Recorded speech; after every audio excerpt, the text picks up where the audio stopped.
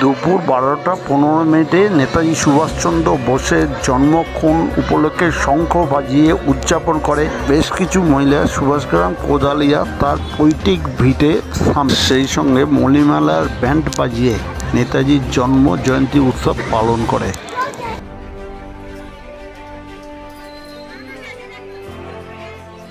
বিশ্ববরেণ্য নেতা নেতাজি সুভাষচন্দ্র বোসের 128তম জন্মদিবস পালিত হলো তার পৈতৃক ভিটে সুভাষগ্রাম কোদালিয়াতে।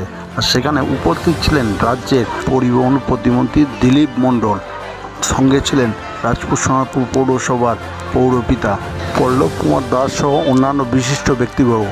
পরিবহন প্রতিমন্ত্রী দিলীপ মণ্ডল সুভাষচন্দ্র বোসের আবক্ষ মূর্তিতে মাল্যদান করেন এবং তার পৈতৃক ভিটে ঘুরে দেখেন। এই খবর আপনারা দেখছেন একমাত্র খবর 48 ঘন্টার পর্দায়।